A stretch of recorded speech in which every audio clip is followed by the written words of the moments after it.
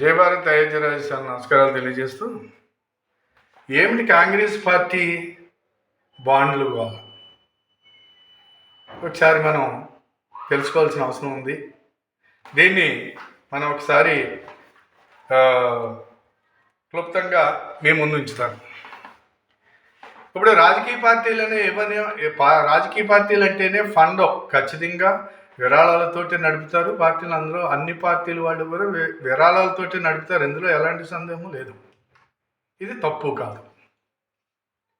కాబట్టి ఇక్కడ జరిగినటువంటిది ఏంటంటే, ఇప్పుడు భారతీయ జనతా పార్టీకి బోల్ డబ్బు ఉంటుంది, తెలుగుదేశం పార్టీకి ఉంటుంది. ప్రపంచంలో ఏ దేశం అయినా సరే, ఏ పార్టీ అయినా సప్పటికైనా సరే విరాళాలతోటి మాత్రమే అక్కడ రాజకీయ పార్టీలు నడుపుతాయి అనేది జగమెరిగినటువంటి సత్యం కదా. పోతే ఏళ్ళు చేసేటువంటి కార్యక్రమం ఏంటంటే, ఇప్పుడు దీనికి ట్యాక్సులు కూడా కట్టవలసినటువంటి బాధ్యత ఆడిటింగ్ ఉండాలి. దీనికి ట్యాక్సులు కట్టవలసినటువంటి బాధ్యత కూడా ఈ పార్టీల మీద ఉంటుంది.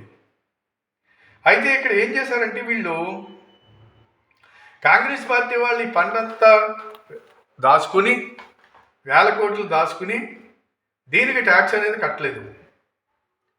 కట్టకపోతే గత 3-4 సంవత్సరాలుగా మీరు ట్యాక్స్ కట్టండి అని చెప్పి ఇన్కమ్ ట్యాక్స్ వాళ్ళని నోటీసులు పంపడం జరిగింది. నోటీసులు పంపుతూనే ఉన్నారు. కానీ ఏ ఒక్క నోటీసుని కూడా వాళ్ళు అసలు లెక్క చేయలేదు. మీరేంటి నోటీసులు పంపటం, మేము ట్యాక్సులు కట్టడం ఏంటి, మా ఇంటామంటా లేదు. అలాంటి కార్యక్రమం కాంగ్రెస్ పార్టీకి అలాంటివి పడవవు. కాంగ్రెస్ పార్టీ అంటే ఇలాంటి చేయదు, చిరాక్కోవడానికి కాంగ్రెస్ మాకు. మేము దోచుకోవటం, దాచుకోవటం, ట్యాక్స్లు ఎగేయటం, అలాగే మేము ఓడిపోయినప్పటికైనా సరే ఢిల్లీలో మాకే ఇళ్ళున్నా ఇల్లు ఖాళీ చేయము. ఇలాంటి వాటిల్లో వీళ్ళు ఖచ్చితంగా ఈ రకమైనటువంటి వాదనతోటే ఉంటున్నారు.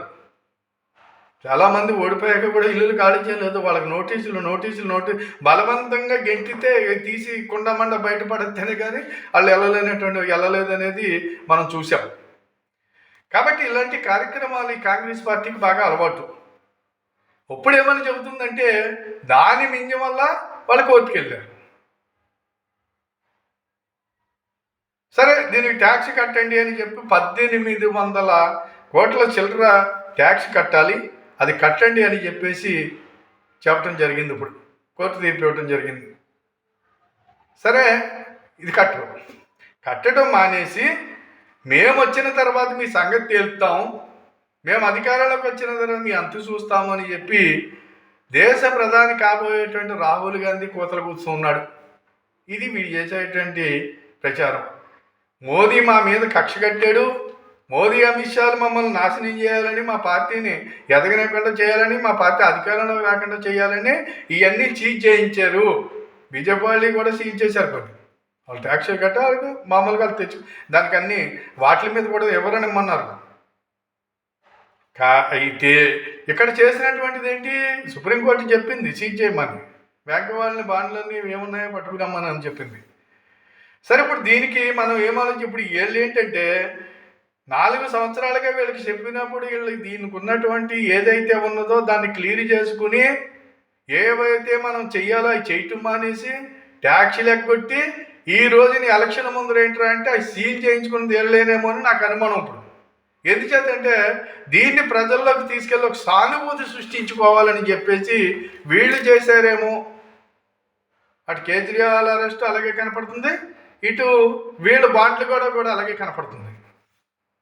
వీళ్ళు ఏమని అంటున్నారంటే, ఇప్పుడు మా దగ్గర డబ్బులు లేవు, మా దగ్గర బస్ టికెట్లకి డబ్బులు లేవు, ట్రైన్ ఎక్కుదామన్నా డబ్బులు లేవు, మీకు మేము ఎలాంటి డబ్బులు ఇవ్వలేము, మేమేమీ ఖర్చు పెట్టలేము, మా దగ్గర ఏమీ లేదు, ఈ ఒక్క పట్టికి మాకు ఓటు వేయండి.